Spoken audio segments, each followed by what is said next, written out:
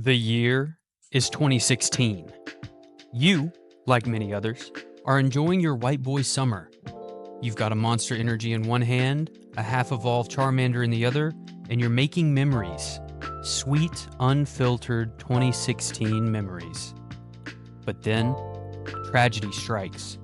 Harambe, Cincinnati's most noble silverback, the people's gorilla, is shot, killed, executed by the deep zoo state, and with him, something else quietly died that day. The internet.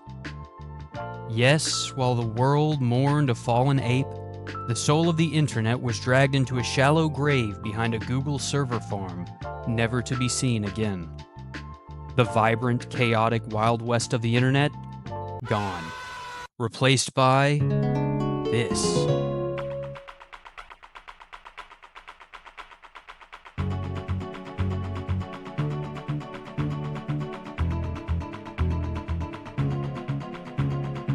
And the worst part, you didn't even notice. Because while you were laughing at Harambe's memes and asking Siri if she loved you, the real internet was being smothered under a weighted blanket of algorithms, censorship, and bot farms. Today, we ask the forbidden question. What if the internet died in 2016, and everything since has been one long, automated hallucination?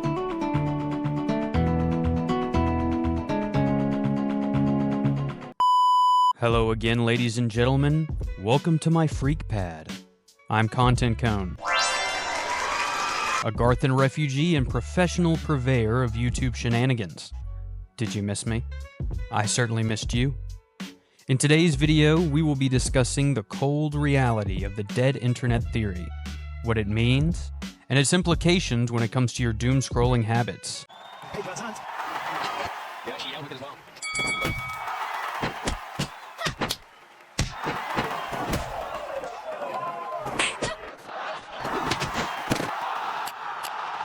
The dead internet theory proposes that sometime around 2016, the real internet quietly died, like a certain gorilla housed in the Cincinnati Zoo that same year.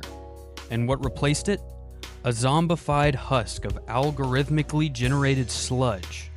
According to this theory, most of the internet is now fake, filled with AI-generated content, bot comments, synthetic news articles, and sock puppet social media accounts designed to push narratives, consume your attention, and convince you that Marvel movies are still worth watching.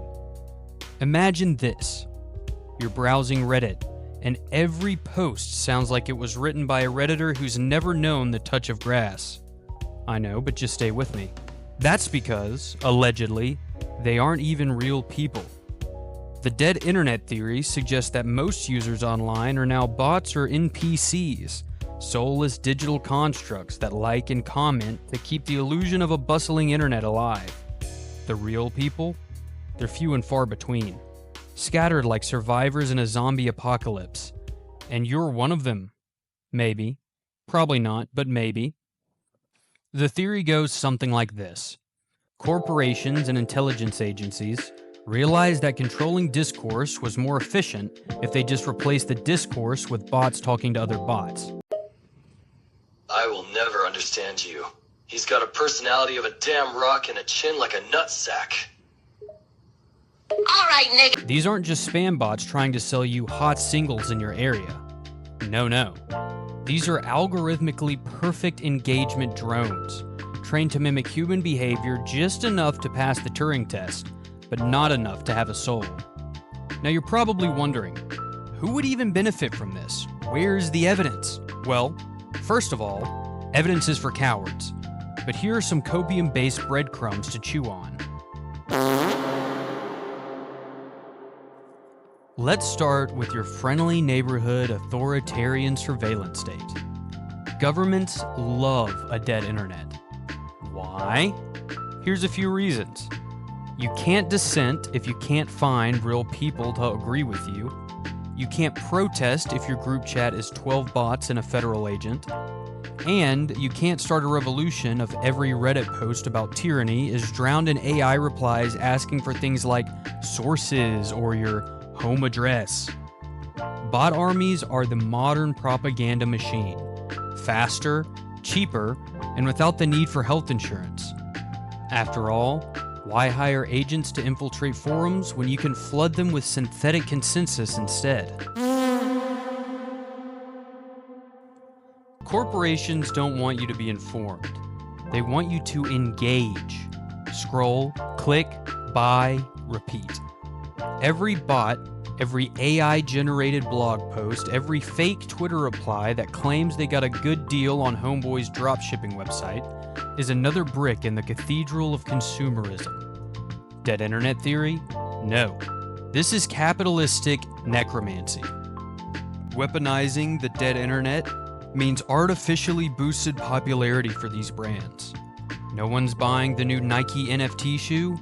Just make 10,000 bots hype it up on social media.